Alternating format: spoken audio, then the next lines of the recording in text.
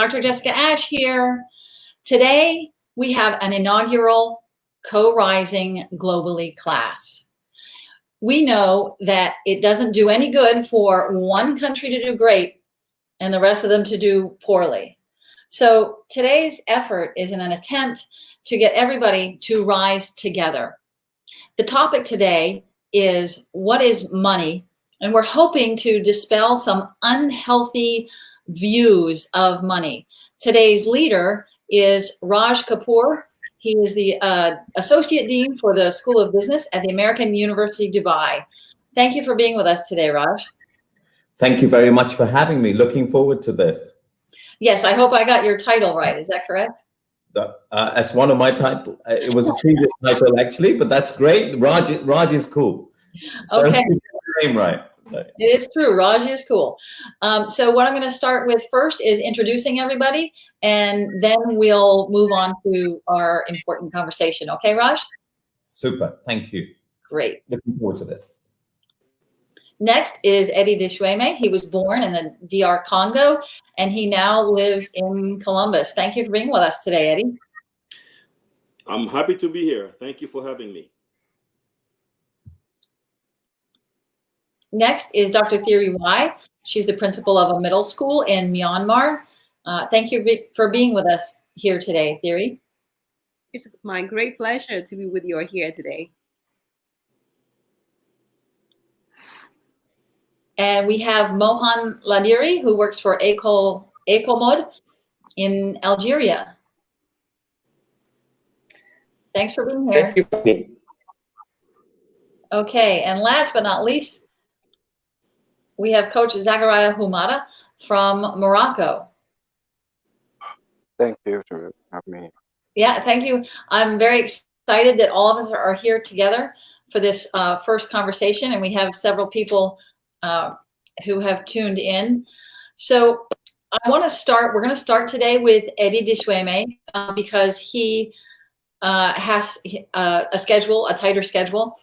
And so Eddie, on the subject of money in the DR Congo and possibly more pervasively throughout Africa, what do you have to say?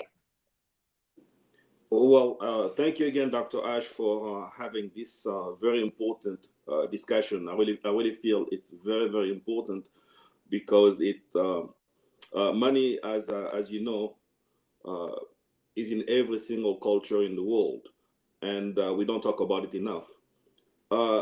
Before I talk about the Congo or Sub-Saharan Africa, I want to make sure that people understand when I talk about money, what I mean. Because in the US where I live, money may mean different things. It may mean paper money, which we know, dollars. It may mean coins. It may mean credit cards. In some cases, stocks, checks, or other virtual form of money when we talk about crypto currency. In Sub-Saharan Africa, when you talk about money, you talk about paper money. Many people do not have access to all the virtual forms of money that we see around the world. So money has a different connotation. It's usually nowadays foreign currency like dollars and euros that have more weight than local currency.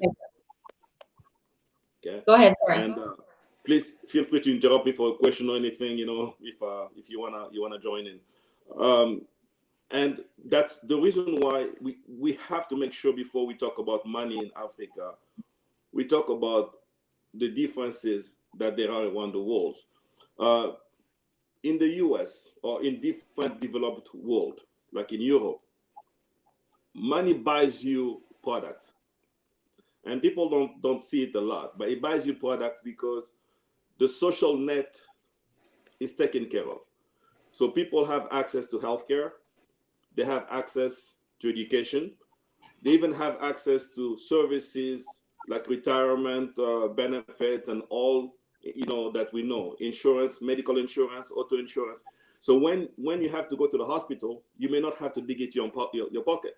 All you have to bring is your ID, which lets you get into a hospital. In Africa, you need money for everything. And in certain cases, even though you may have money in your pocket, you may not have access to the resources you need. So many people die with money in the pocket because they have no access to healthcare. And many people have no access to education when they have money in their pocket because the schools are far away. So it's hard for them to get to the schools. So we understand that in Africa, or when I talk about Africa, please understand I'm talking about sub-Saharan Africa. Money buys you status. It buys you a lifestyle. It buys you mobility. It buys you communication. It just doesn't buy you products. It buys a lot more. So what happens is that we have to look at how people acquire money first, because that's the first point. In the US, you get your money based on the work you do, and the wages are good enough that you have enough money saved up that you can do other things with that money. In the Congo, your wages, even though you may be a doctor, a teacher, a professor, your wages are very low. So if somebody's making $20 a month and they have to buy access to healthcare with that money, they have to buy access to education, they have to buy transportation, they have to buy communication. Just to get on the internet, they have to buy bandwidth. So that money finishes very fast and becomes more important than it is in the US. So I see money attitudes are different, because when you look at people in the US, like my daughter doesn't see the importance of money because she doesn't need it that much. She can use credit cards, and for her, it's not money. But in Africa, people put so much weight on money because money buys you a lot more, and money is needed more. The wages that you make are not enough, so you have to depend on people to send you money from different countries. Like if you have friends and relatives outside the country, on a monthly basis, they end up sending you money. So you have to supplement your wages by actually becoming almost a beggar. You get used to begging for money. Our conversation with people in my country, for example, in the Congo, as soon as you say hello, how are you, the next part of it is, I'm sick, or I need money, I'm hungry, I need money. So it basically revolves around money. And that money becomes a lot more, I always say, like a godlike symbol. So we talk about the semiotic part of money in Central Africa.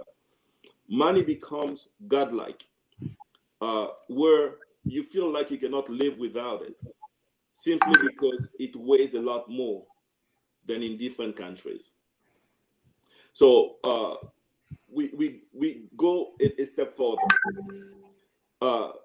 In the philosophical sense, you have two different systems I always talk about. You have the emotional system and you have the rational system. So talking about that, you understand that in the developed world, money is looked at in a rational system, in a rational sense. So before you spend money, you rationalize. Do I need to buy this food? Do I need to buy this car? Do I need to buy this item? You're rationalizing in your head. In sub-Saharan Africa, you deal with the emotional system, because money is godlike. You don't rationalize about money. You emotionalize about money. So what happens is that people usually look at money in the emotional sense. Like, well, I need this money so much, I cannot part with it. I talk about politics, for example. Try to raise funds in Africa. It's almost impossible, because somebody who's making $20 a month does not feel like giving you that $1 to raise your capital is worth it. It's not a good investment, because that money is too important. In the US, we are in the middle of a political campaign. Joe Biden and Donald Trump are going for it. They have raised millions of dollars from regular people, because people part with that money easily. They feel like they're investing in the political candidate when they give money. I'm giving money so I can get services, so I can get more from this candidate. In Africa, sub-Saharan Africa above all, you don't get that feeling. You talk to the candidate, the political candidate, as if they have to give you the money to get your vote.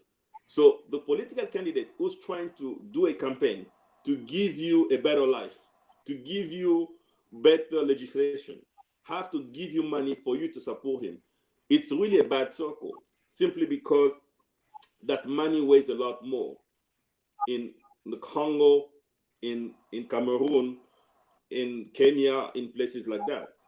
It's really a situation that at the end, when we look at it, we feel like we have to intervene at this point. And I thank you, Dr. Ash, to start having that kind of talk, because people have to break the chains of that oppression.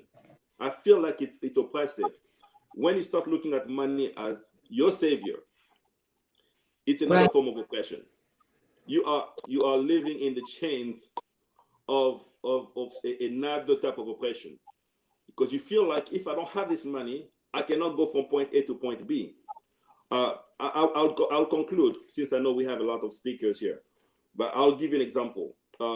In the Congo, when I talk about money giving you mobility, I mean, no matter who you are, to go from point A to point B, you need money. Because first of all, you may find soldiers between point A and point B that won't give you access unless you pay them off.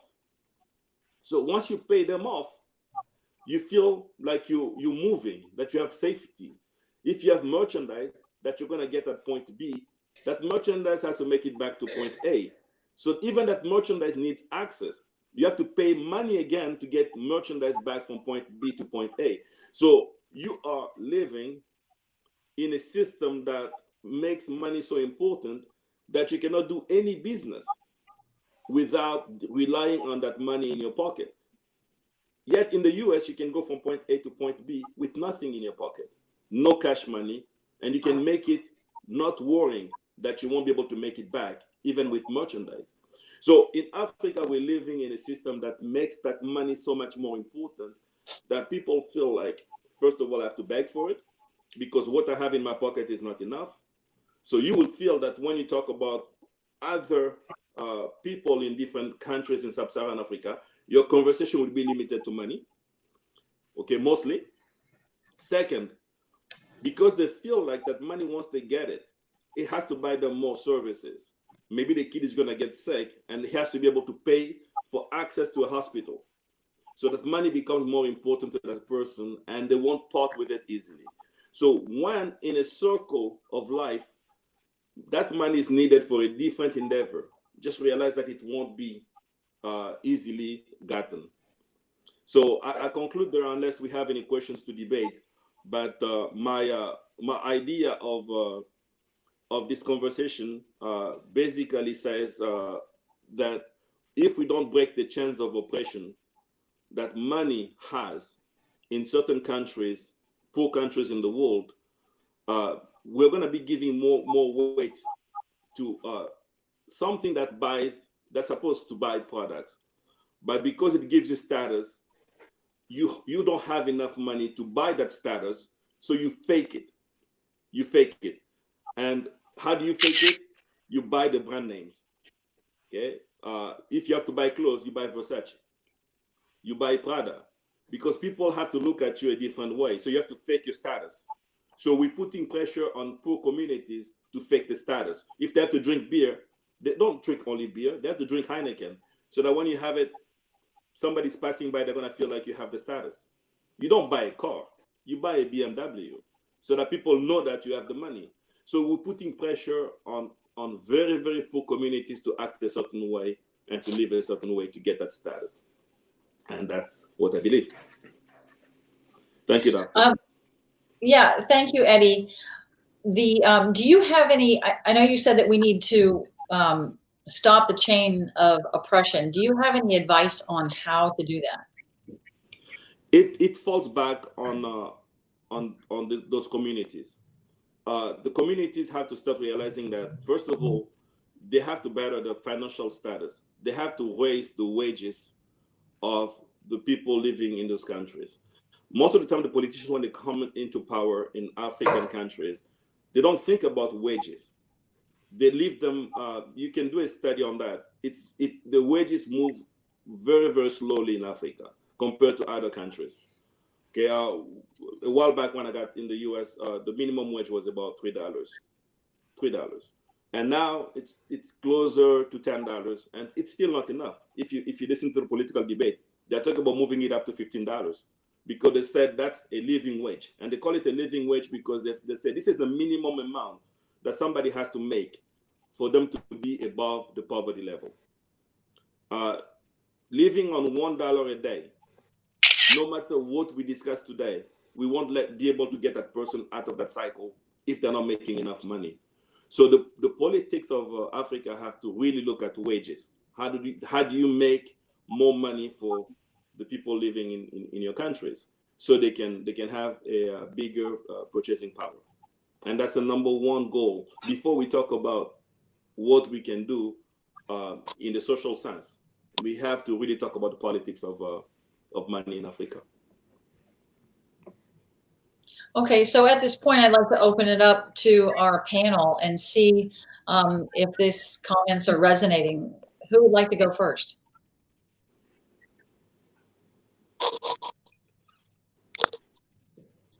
Go Well, I ahead, have a Zachary. question. Okay, Zachary. Zachariah raised his hand first, Mohan, so just hang on.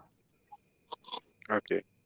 Okay. So thank you, Eddie, for sharing with us these ideas.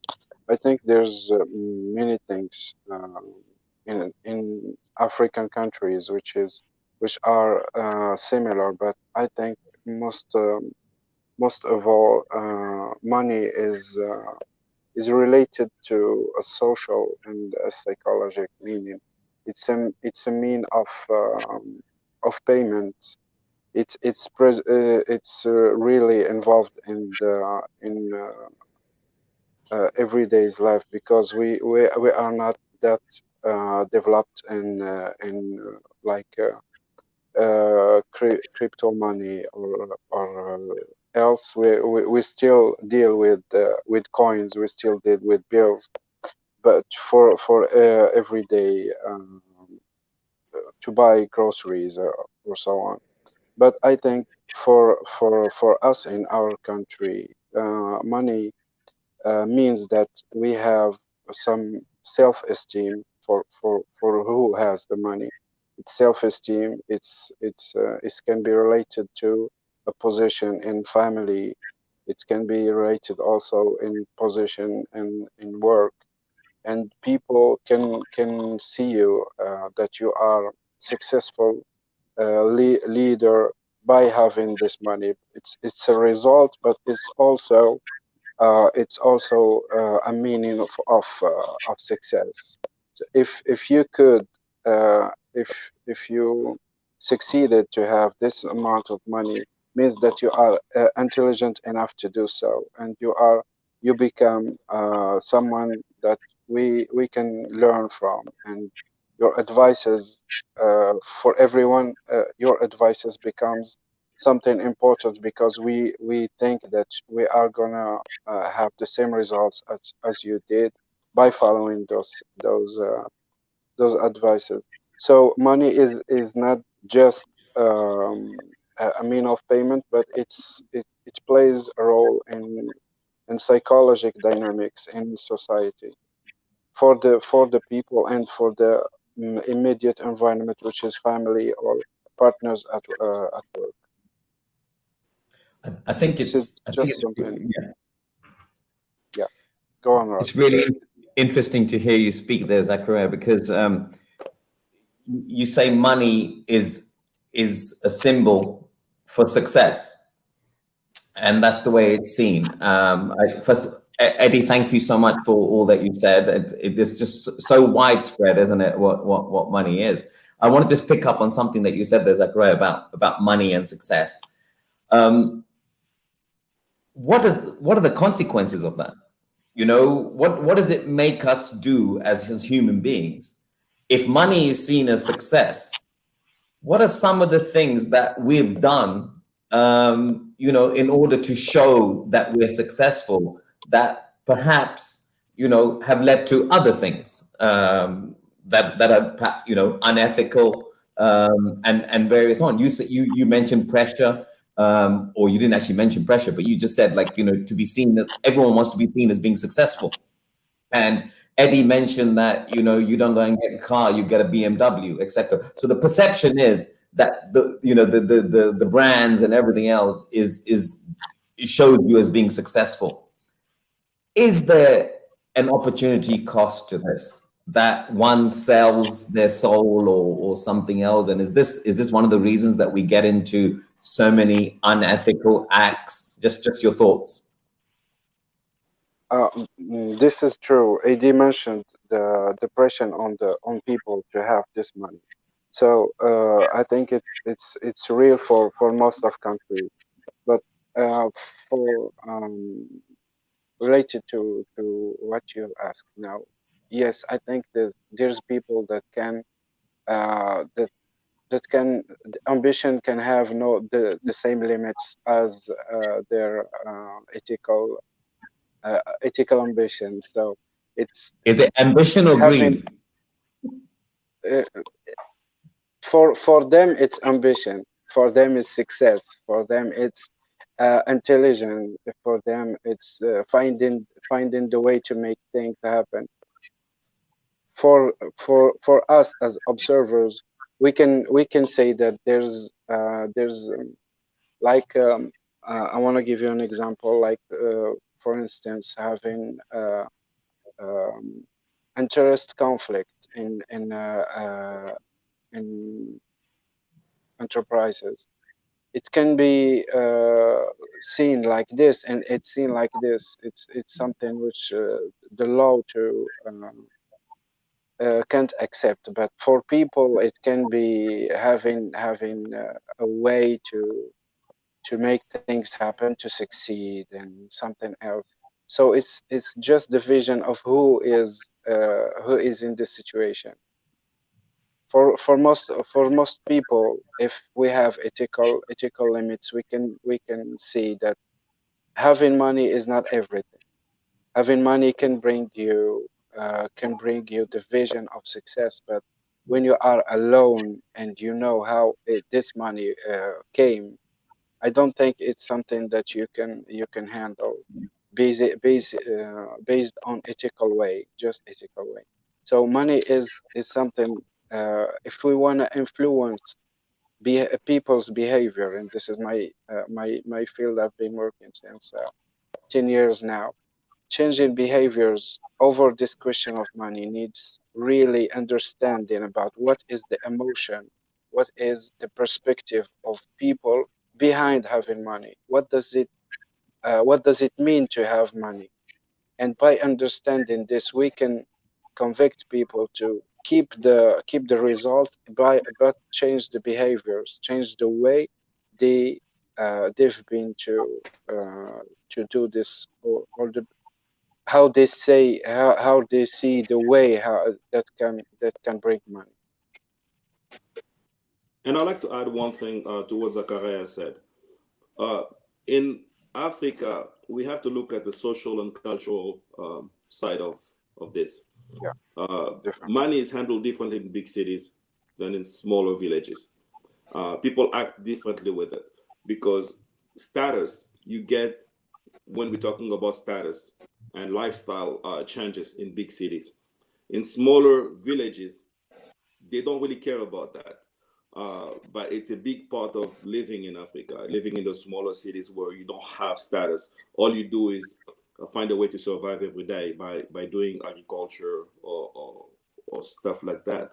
So we have to look at the social and cultural aspects of money influence also.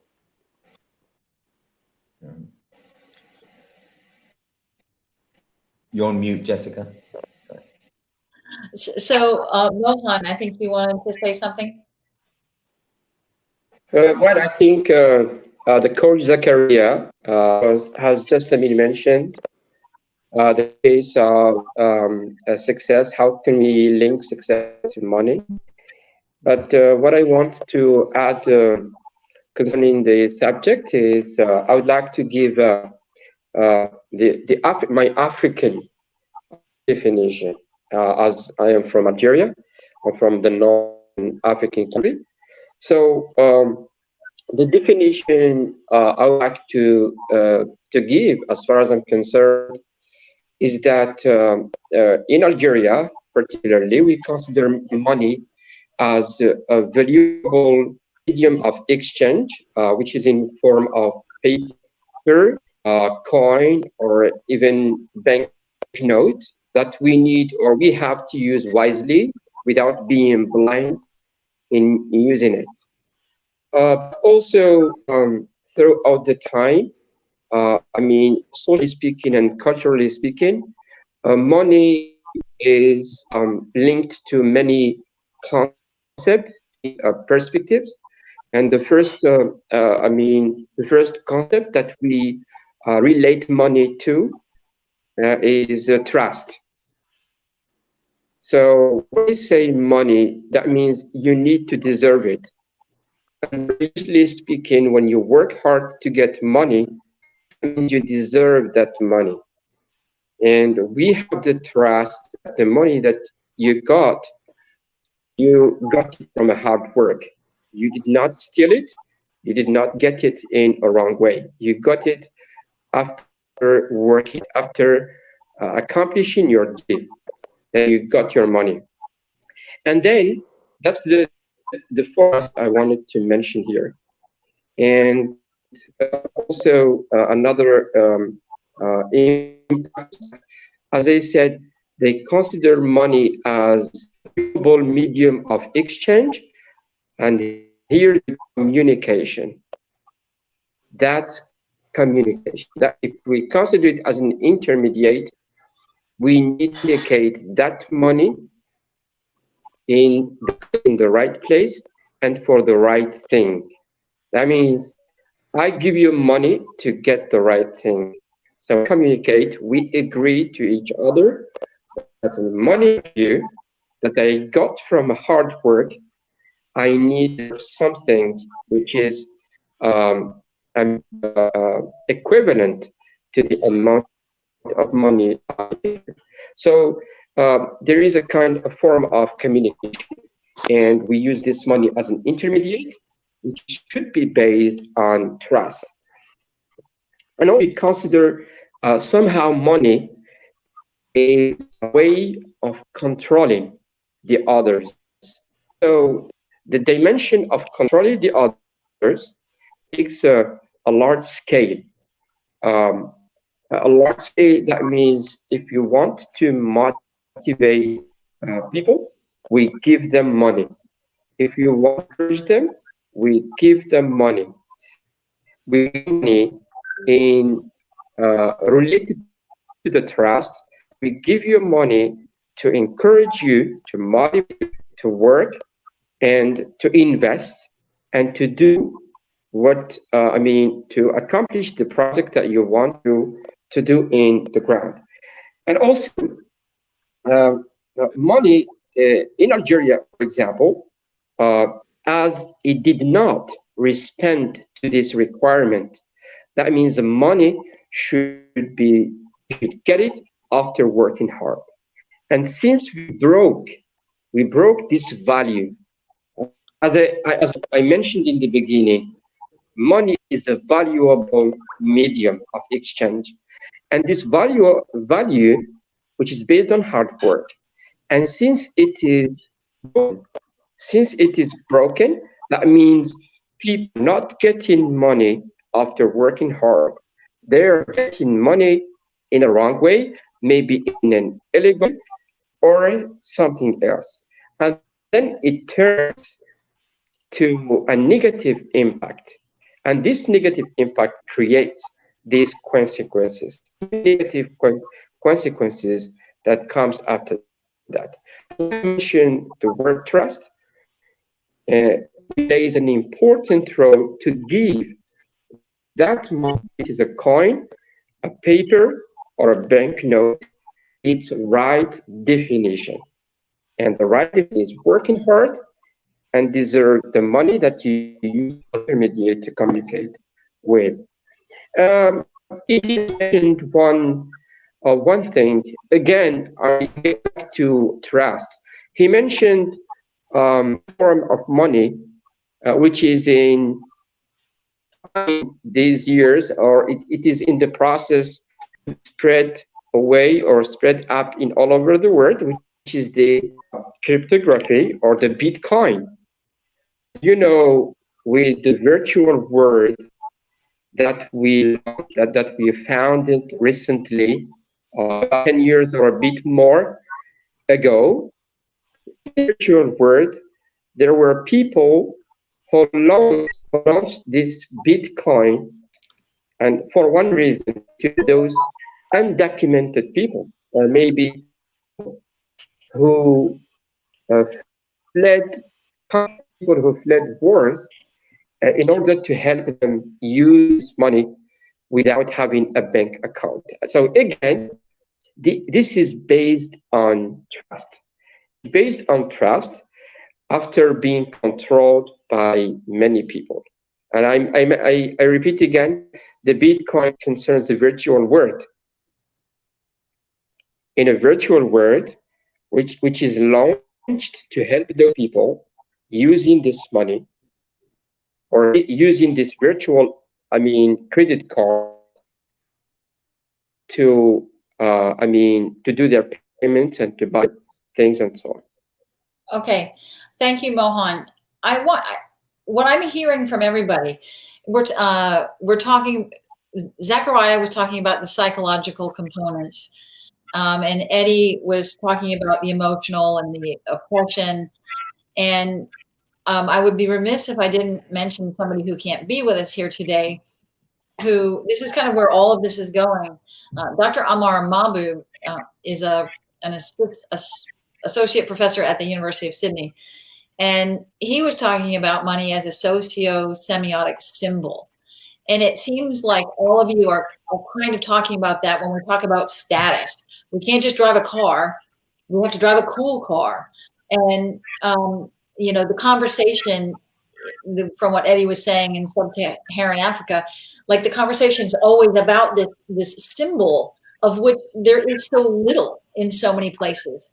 And it's like we just keep giving it power when, as Mohan was saying, there's no trust in it in so many of these places. It's not about hard work. It should be maybe about hard work, but how can we change that dilemma or that unintended consequences of all of this pressure and this symbol that has lost its meaning? Go ahead, Raj. No, it's just a great point. I think, it's critical that we educate our youth. It's critical that we educate ourselves. We be examples for our youth. I think what's out there for debate is, and also for solutions, is who does the education. Parents sometimes think it should be the schools thinks it should be the parents. Sometimes we leave it to each other, and then the companies have all these sort of CSR programs and what have you. But there seems to be, sometimes things go through a gap. But it is about education. It is about awareness. And come on, what's the last 8 months taught us, if anything? Put perspective on things. 8 months ago, this was a very different world. Look at the world today. Hasn't it given us some perspective on what are the important things in life? Is it the status? I mean, all those clothes we bought, how many functions have you been to in the last 6 months? We're in lockdown and what have you. All that fancy car you bought, where could you drive it to? What dinner did you go out to in that 5-star hotel or whatever? So, and did you really need to have it? Because you've gone these 6 months, or many of us have gone these 6 months without going to that fancy dinner and spending on things that we ought not to have spent on, was it really?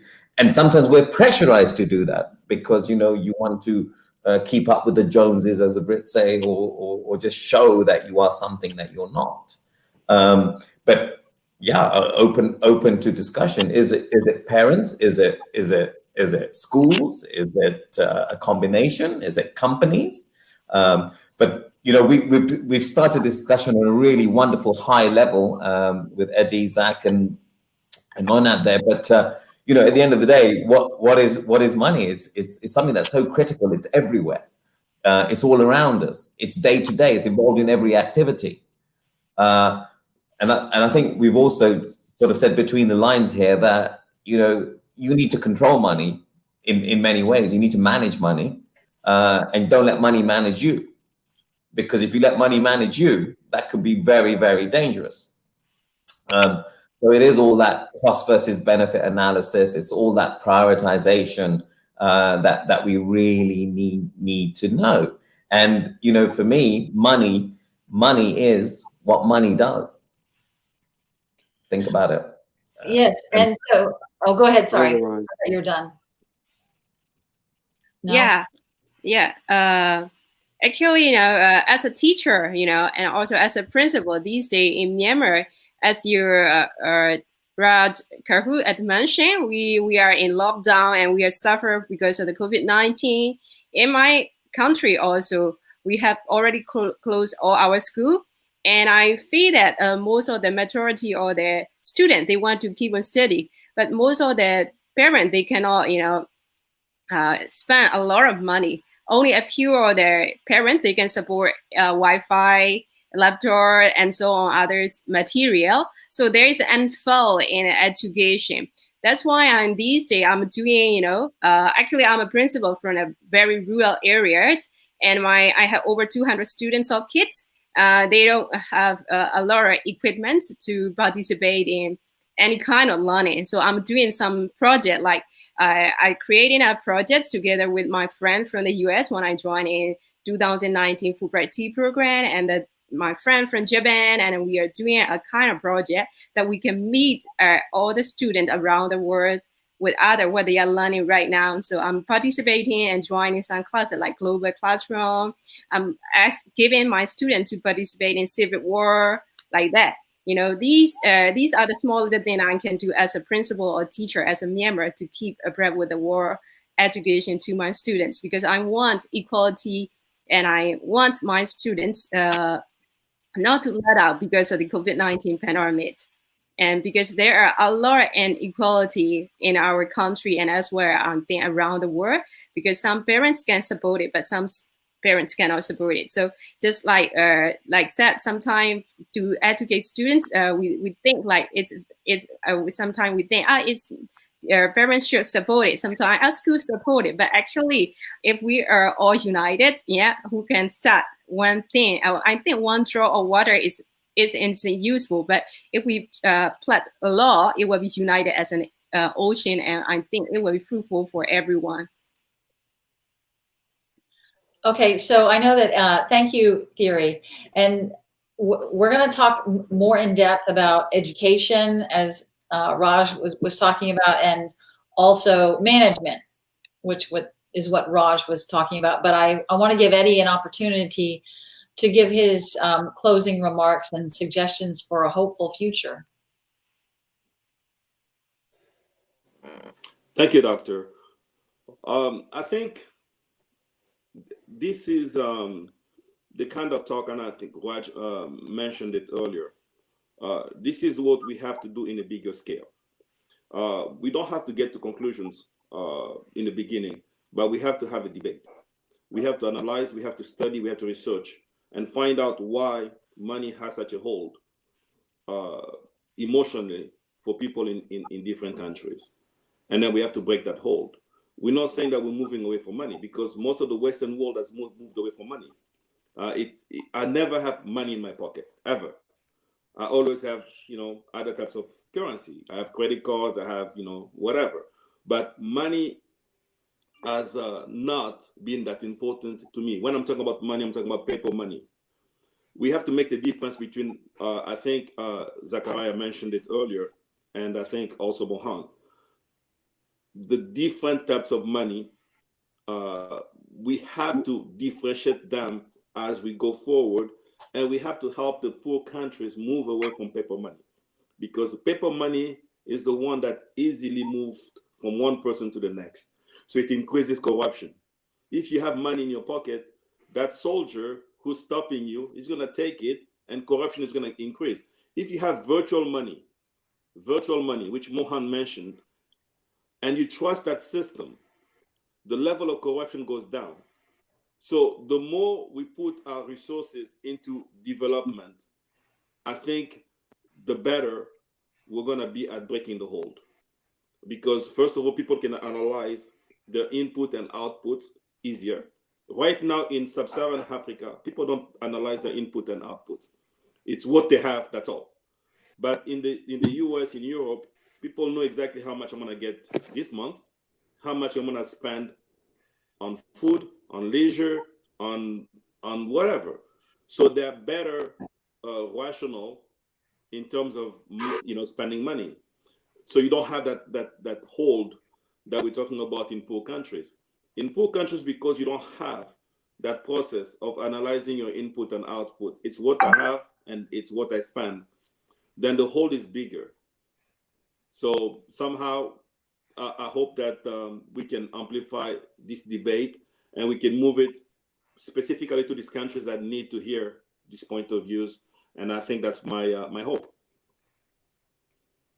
Thank you for being here with us today, Eddie.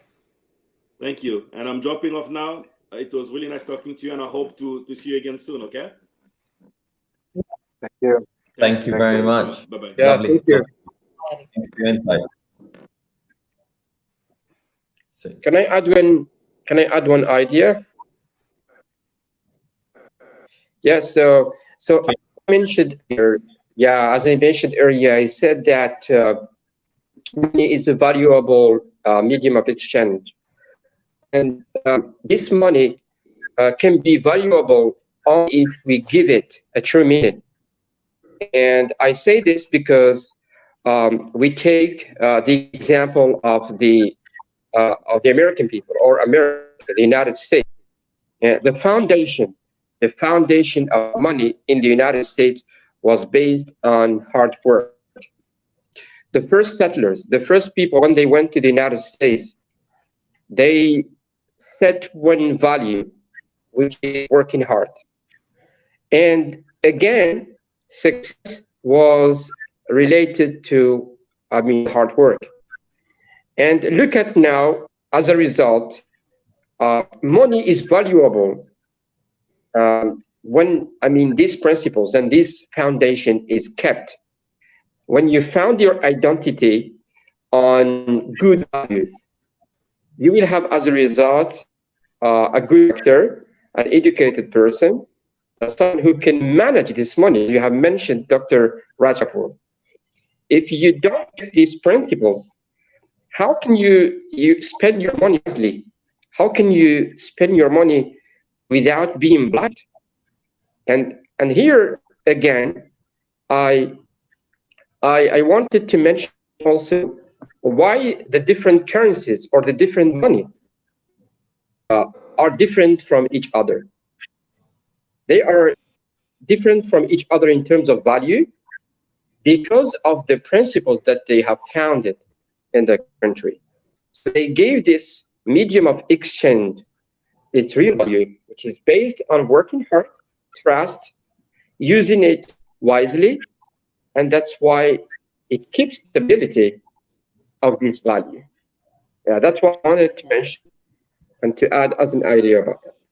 no, that's a great point, Mohan. And I think if you look at, you mentioned years ago, when people first went to America and so on, and hard work was the basis of all this. But in terms of hard work and conscientiousness, not a lot has changed there. If you look at companies, and when companies hire today, and they look at the skill sets that they're looking for in future employees and current employees, hard work, ethic, conscientiousness is still right up there.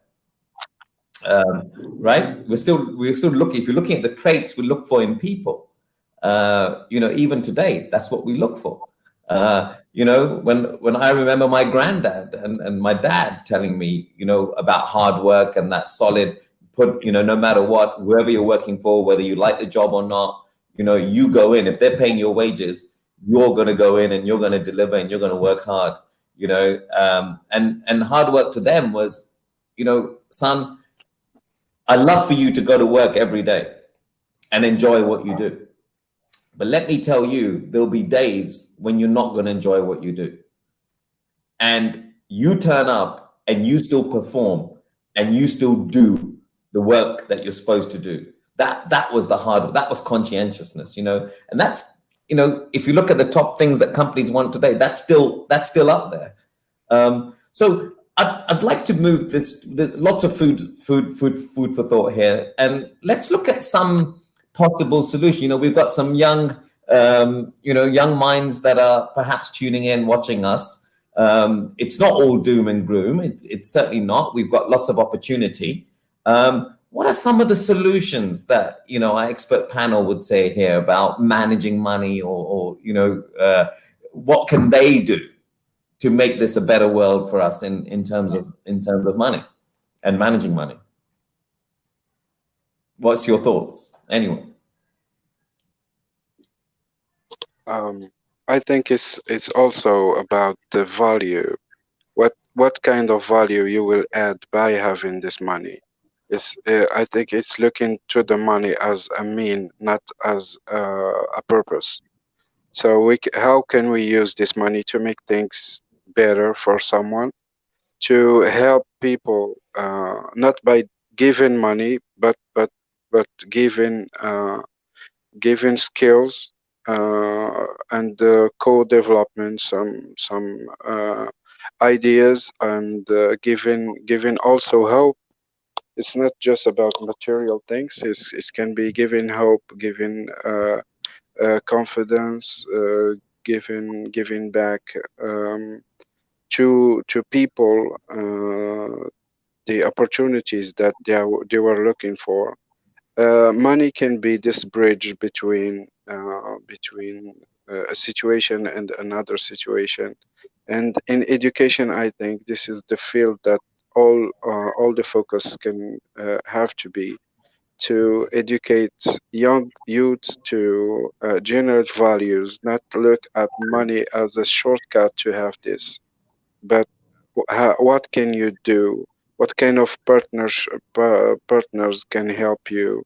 Who are your how to communicate with people to make them believe in your projects, and so on, and not just look at money as a shortcut to buy everything. Uh, just give money to people to help you, and they're not convinced. And once the money is gone, everybody is gone too. Yeah, great point, Zachary. And I think, yeah, you made the point. Look, if you have money, use it to help and support others. But you can also help and support others without Having money. Yeah, it doesn't have to be money, right? It could be other resources. It could be your expertise. It could be your time. You mentioned education. Sometimes, we simply need to, perhaps we might not have the financial means, but we have perhaps the know-how of educating others. Would you agree, or does it just have to be financial? No, I've conducted with some students of a university in Morocco a project called the O project, which means zero money, zero tools, and zero partners. And then they had to look forward to everything and try to keep money the last one, to make them co-design solutions, by giving from themselves, by giving back expertise against tools like this. And we've tried to design solutions based on the least amount of money possible, to make them believe that they can make things change, not just by having credits from banks, but it's there. They can think in group and find a solution for someone and for themselves too. Great. Sometimes it's just being an example, isn't it? Leading by example. Yeah. Sometimes it's, great. Awesome. Well, love to hear from the others too. I think theory has a lot to say about education. And Raj, you were talking about how, sometimes the parents think it's the school's job, and then the school thinks it's the parent's job, and so it kind of falls down the crack. Theory, as a principal of a middle school, what do you think your school's responsibility is, and how can you make positive movement in the idea of money and responsibility? Yeah, in my school, the students we get some example, and the teacher and myself in assembly, we used to tell about our own story as a model. How do we use money when we are kids? Yeah. For example, I used to tell my student about the story of myself. When I'm young, my parents used to give me a pocket money for the whole month. And at the time, I had to calculate how much money I had to spend a day. And also as a teenager, of course, I want to spend a lot of money, but I want to use it more in valuable things. So that's why, I used to say, at least 1/3 of my pocket money to do something I really love to do. And for example, just like I want to buy some electronic things or some good books, or that I want to spend more in my vacation. And I used to do that one by saving money. And also I used to invest some of my money, pocket money, in my anti business. And I feel that that's and more profit. And I used to show my students that idea. And my teachers and my staff, when they have a time to speak in a meeting, and they used to share their idea. And instead this way, the student, I feel that I see that in my school, the student don't use their pocket money uselessly, and they start to use it usefully, that the thing that they really need. And I think that in this way, in the future also, they will know how to manage the money, not as a teenager, but also to be a very good person to spend their own money for their whole life. Yeah, this is my idea to be how to manage money for my students.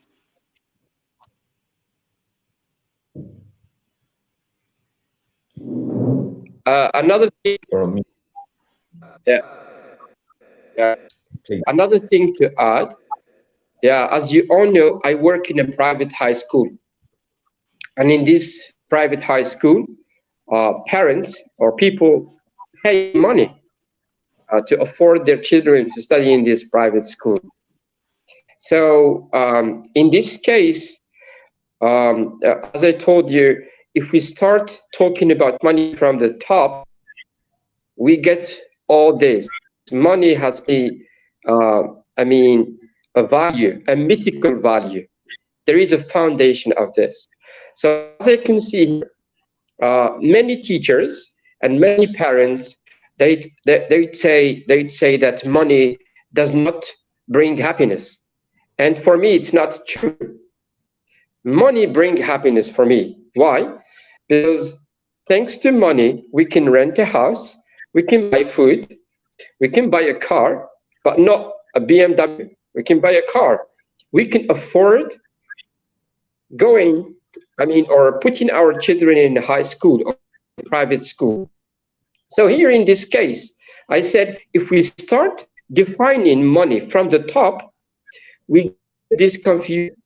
But if we start talking about money from its basis, so I repeat again, it has principles, it has values.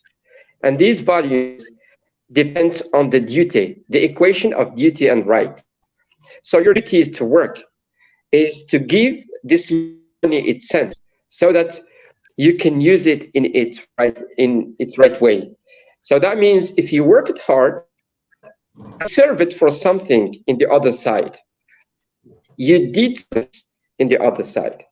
Then when you get money, you get the right to afford renting a house, or paying your children studying in private school, or maybe in school. Etaf? Yeah, that's my idea.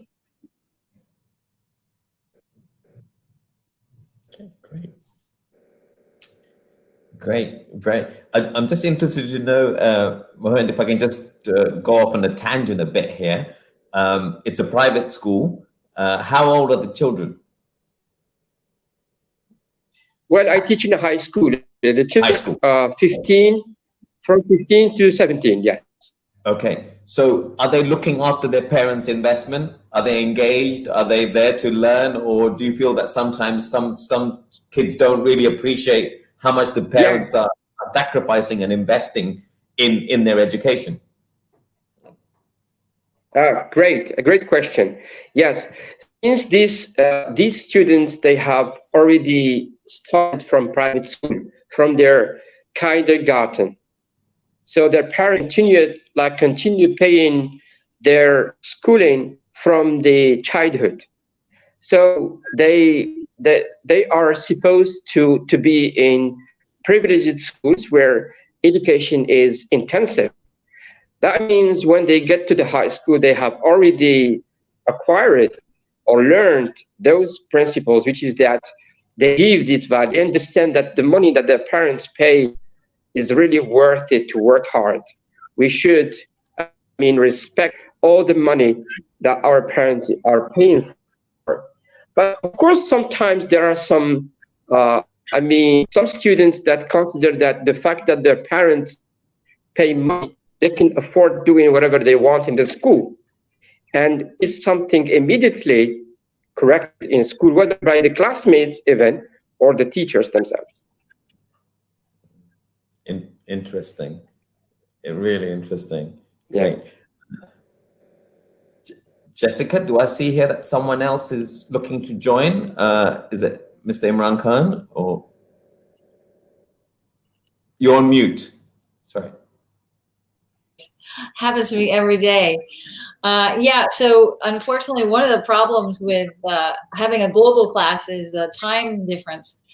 And you guys all figured it out, but even I sometimes am off by an hour here or there.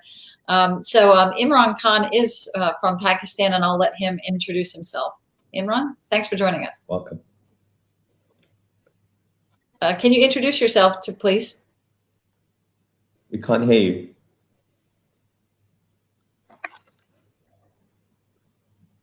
Maybe he's having network difficulties. We can't hear you. That's fine. We'll move on until he sorts out the audio issue. Yeah. So let's throw something else out there. Savings versus investment. Your thoughts. Do we encourage people to save, or do we encourage people to invest? For some cultures, I think saving is investment. Or you save to invest? Yeah, this is investment. If you save money, you means that you are in security and you are living, investing this money and keeping it from going away, from spending it or for else.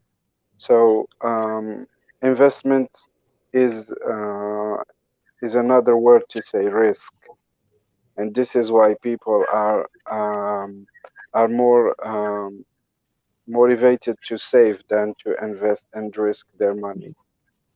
I think for some cultures, and this is we can see this in the country, that people are interested by working in administration, working for the state, to have this salary every month, instead of having a venture of entrepreneurship and trying, maybe risking this some money to, maybe they will get rich, but this is a too much stress for them, or maybe they just don't know how to, or maybe they don't believe that this opportunity can be available for them. So Yeah. this is things that this emotions, it's also skills, and people are trying to see in their society which is going on, which trends the is there. So they follow the way they say that gives results, which is having a salary every month. And I think COVID-19 just gave more arguments to those people, unfortunately. More, sorry, I missed that point. So it gave more arguments to what? To To encourage. people, yeah, to people to save their money instead of investing, because we see that economy is really suffering by all the things related to pandemic. Yeah, yeah, that, yeah, We should interesting we again. should we should we should make really efforts to make them believe back in entrepreneurship after this, I think. Yeah, but even if you go a bit further back, I mean, what do you all feel? Do you feel that the youth today are saving?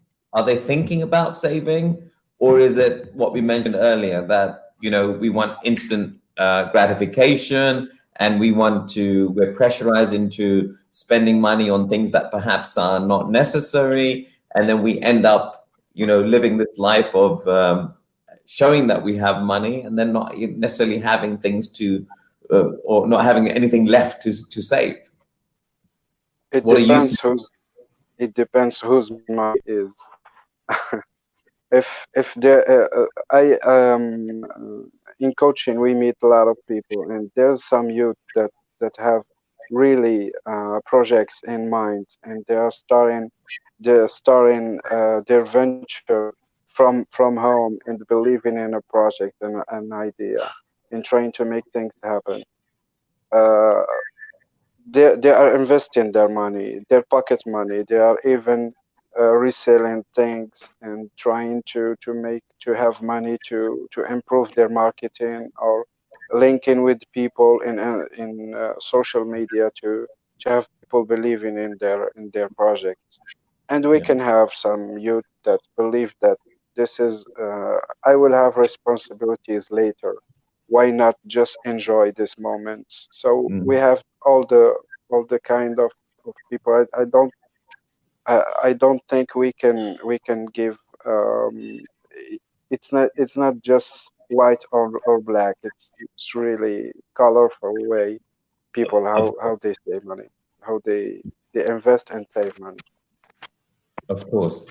Of course. You can see the logic though, when you're 17, 18, 19 years old, Yeah, what do I care about retirement? That seems so long away. And why should I worry about investing right now? And the irony is the sooner you start investing, the longer, the more your fund's going to be at the end, because we all know about compound. But I'd love to hear from someone else and your thoughts on this theory, or Mohand, and if Imran's got his audio sorted. Savings versus investment. Shall I start? Sure. Okay. Yeah. Well, in terms of saving or saving and investment, I joined the idea of Zakaria.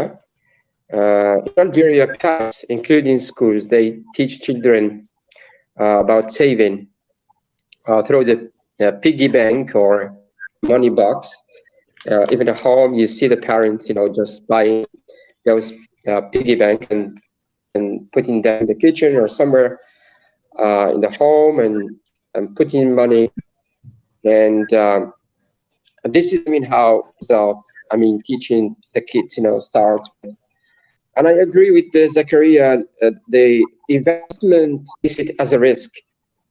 Like people, they're not about how to be an entrepreneur and how to use money to money. They are, taught to save money in order to use the money. I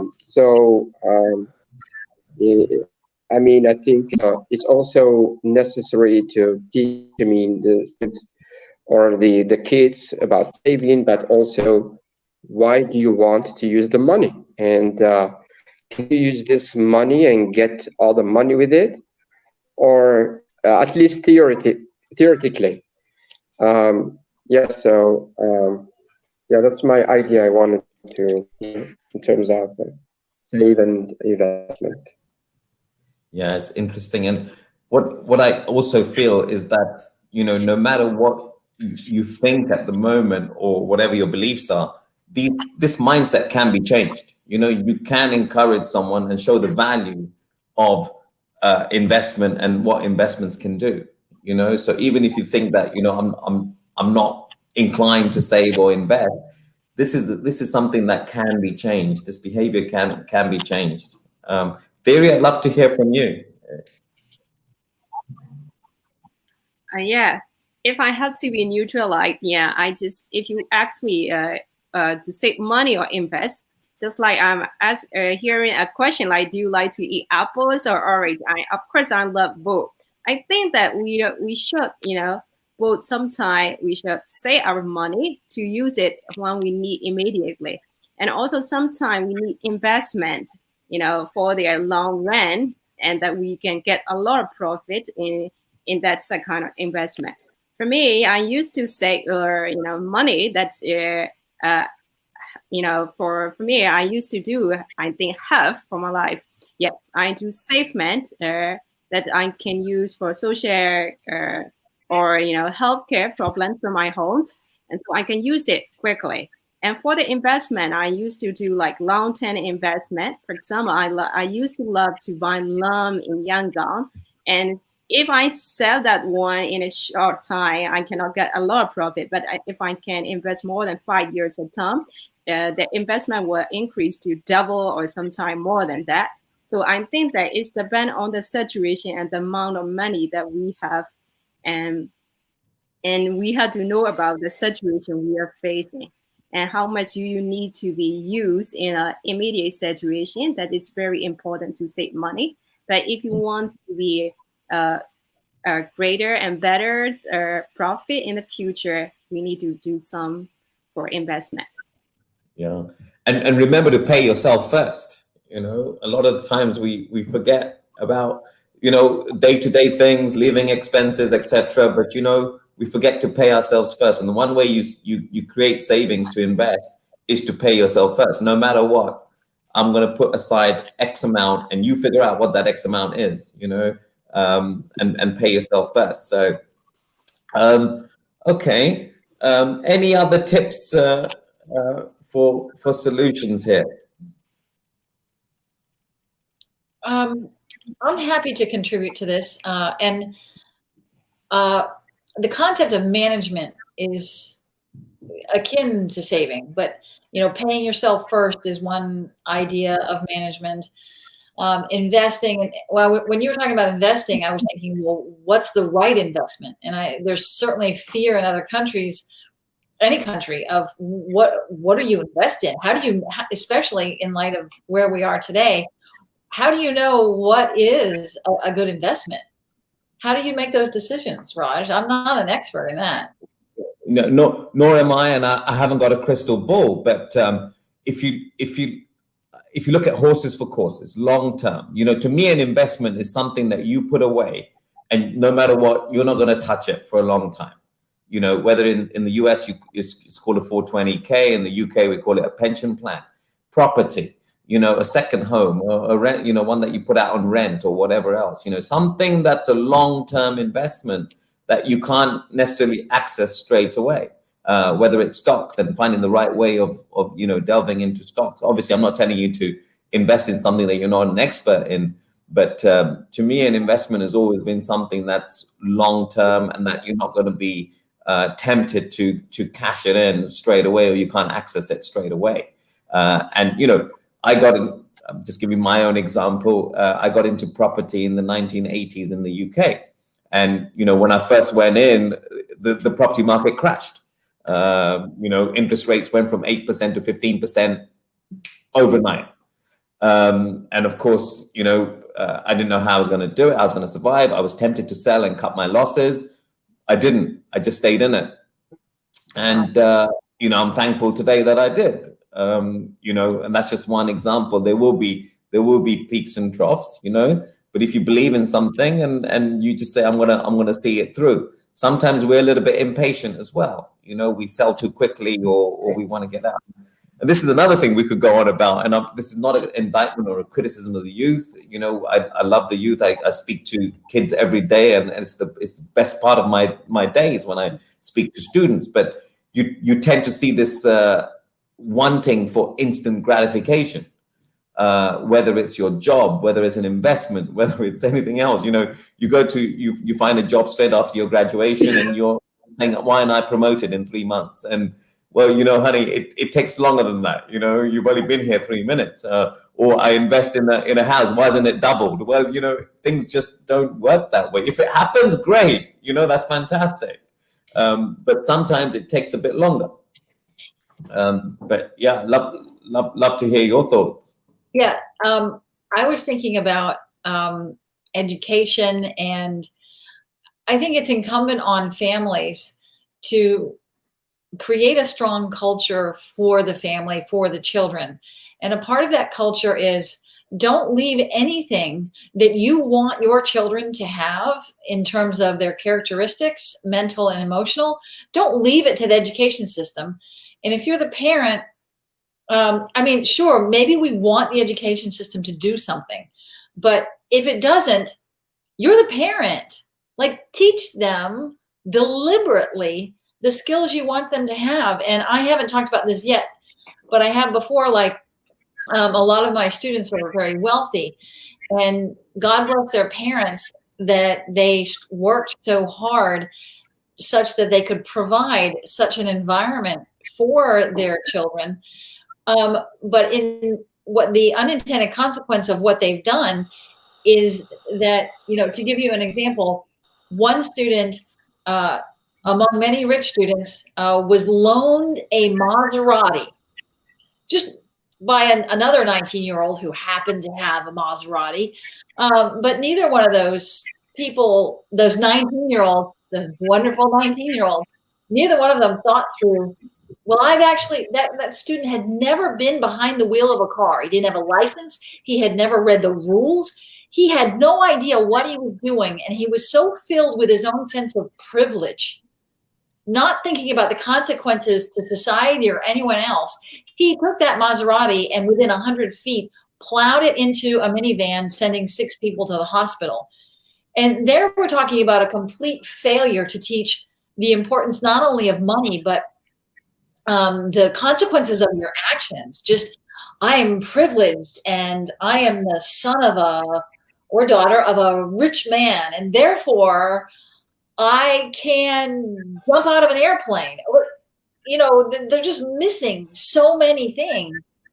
So my point here in terms of solution would be for families who come into money, that you may want your children to not struggle, but it's important to let them struggle. Like Thierry was talking about, your pocket money, and you got to think about your pocket money. And unfortunately, when people become rich, it just goes out their head and they don't want their children to struggle. And I think that's the wrong answer. Don't you, Rod?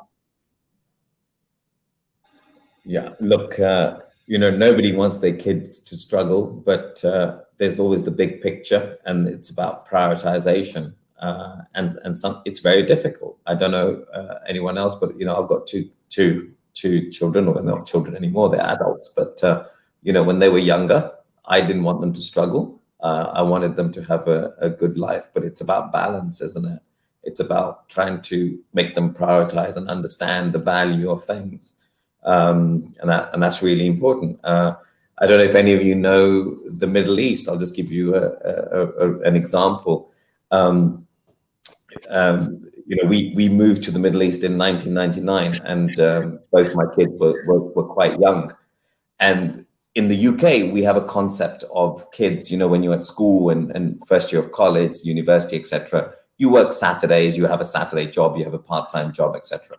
Back in, you know, the early 2000s, this wasn't really a concept that existed in the Middle East. Yet my daughter insisted that she wanted to have a weekend job. You know, she'd apply to different shops everywhere and try and get this work experience and also some pocket money. And I thought that was really cool. And it was really important because that was a really firm grounding. She understood the value of money. She understood what it was like to stand 8 hours in the sun, in extreme heat, and make, you know, $20 or whatever it was in that day. And it was something that, you know, when I look back and I reflect, it was an important part of her development. Yeah, so it's really, I think prioritization is imperative, no doubt about it. Balance, but it is difficult. It is difficult. Kids have all kinds of pressures. I wouldn't like to grow up today, you know, with the peer pressures and the social media and so on and instant gratification. But you know, you have to be strong-willed. I don't know what you think.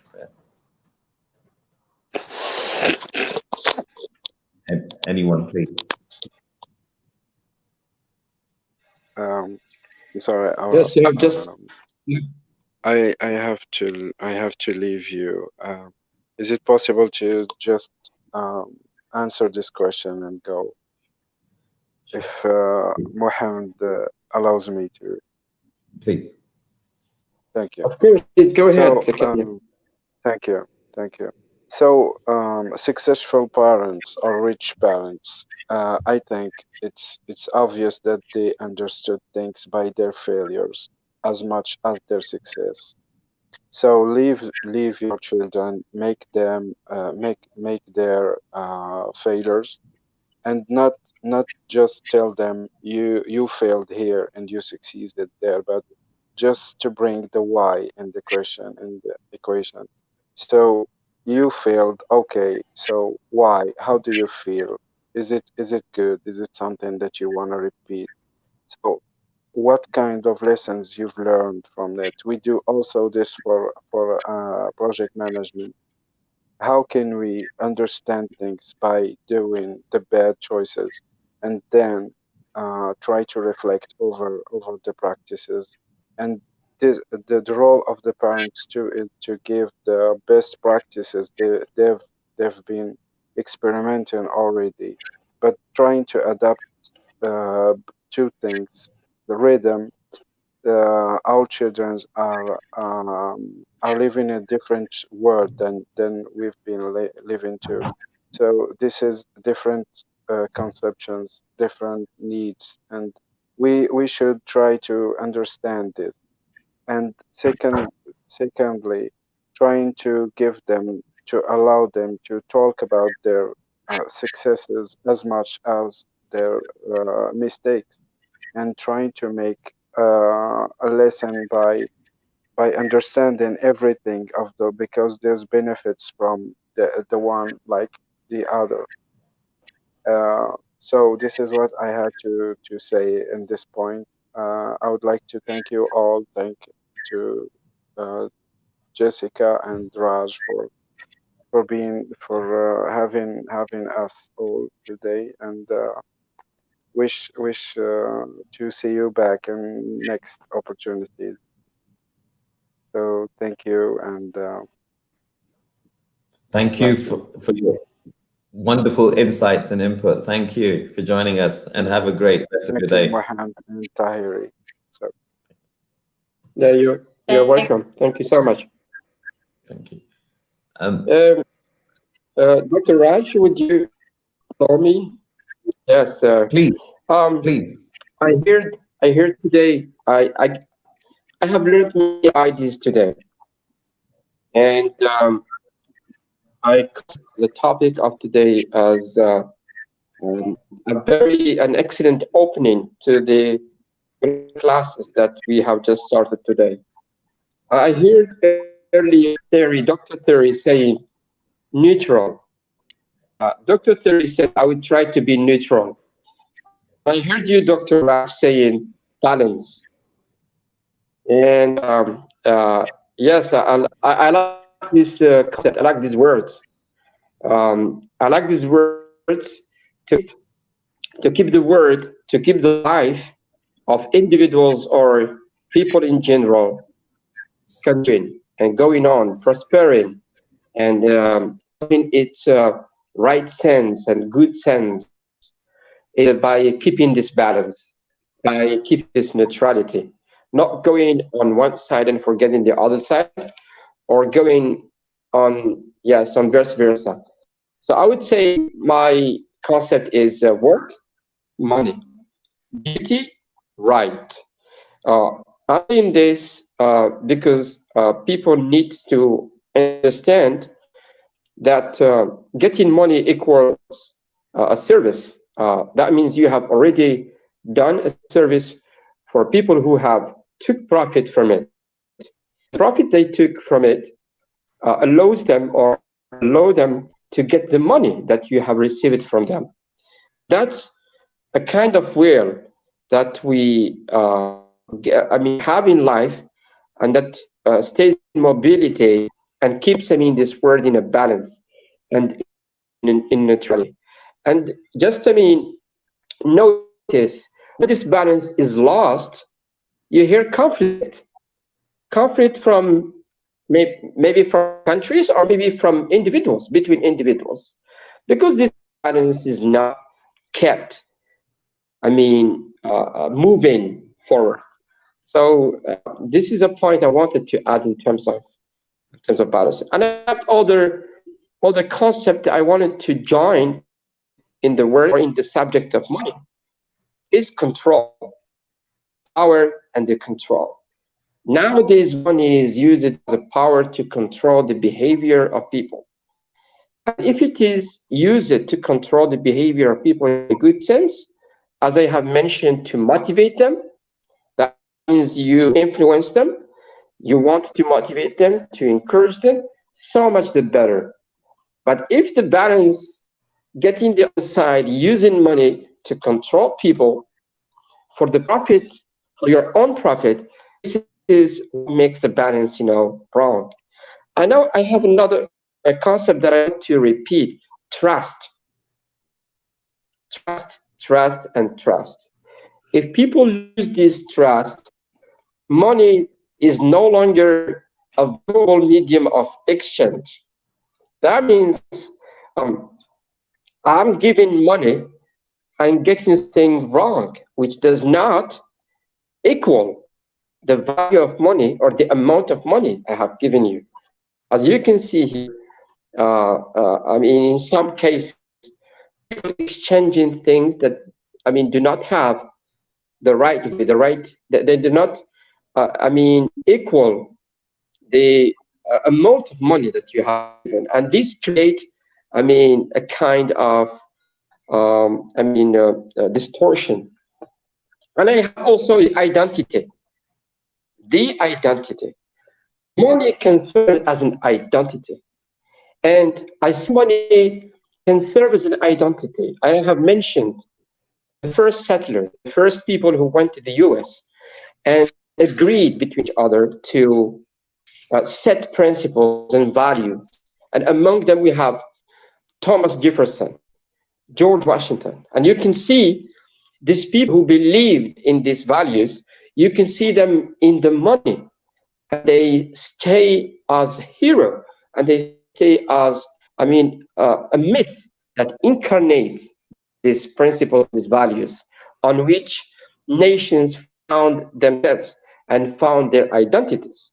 So again, you can see the US dollar or a kind of currency getting a strong value because their history made them strong and valuable. And the last concept I wanted to add is history. History, anthropology. History and anthropology always teaches us that the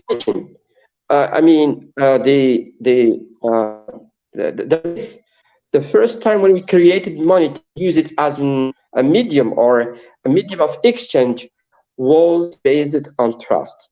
So let's give it a sense. Let's give money this value, this right value, in order to keep this balance. And thank you, Dr. Raj, for this opportunity. And thank you, Dr. Jessica Ash, for this amazing moment, because the more you give this opportunity, the more you allow us to express what we can think and what we want to say. Thank you so much. Thank you for your fantastic words and insight, Mohan. We really appreciate it. Thierry, any last words before we wrap up, and then we'll hand it back to Dr. Jessica. If there's anything you'd like to add, we're going to wrap up now. Yes.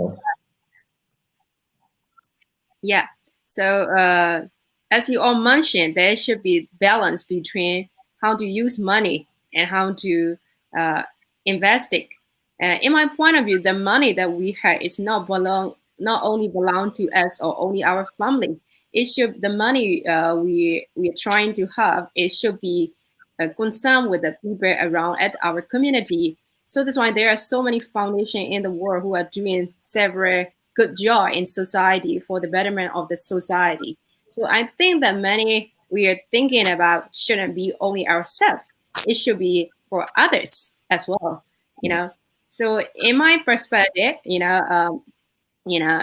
as an adult now, so we need to be a role model for the others, younger generation, how to use money, how to manage money, and we should be the idea that shows some good example. In this way, I think the future generation, they will know the value of money and they can manage the money better than we are. This is my perspective. Wonderful, great way to sum up. And I think two of the two phrases we use a lot today in leadership and human resources management are emotional intelligence and empathy. And I think everything you just said there is about that. Put yourself in other people's shoes, and that will perhaps make you understand the value of money better. I'd like to thank Monan, Thierry, Imran, Zach, Eddie for fantastic insights. Of course, Jessica, we can't thank you enough for putting this together. We're going to let you have final words. And thank you for this opportunity. It's been fantastic, and I hope your audience have learned a lot and enjoyed this discussion. Thank you, Raj, for being our fearless leader. This was the first of its kind for this specific type of event. I know we've all had a lot of Zooms, but I don't know that we've had a global class with 7 or 8 countries represented. So I think we made a little progress. We're talking about very deep topics, and I hope that these ideas filter down over the next couple of weeks, and hope that we can all regroup sometime soon. So thank you, Raj and Thierry and Mohan, for being here, and thank you to the others who had to leave, Eddie and Zachariah and Imran. So we'll conclude with that. Everybody will say goodbye. Bye, and stay safe, everyone. Okay. And Bye. Thank you. Bye. Bye. You too.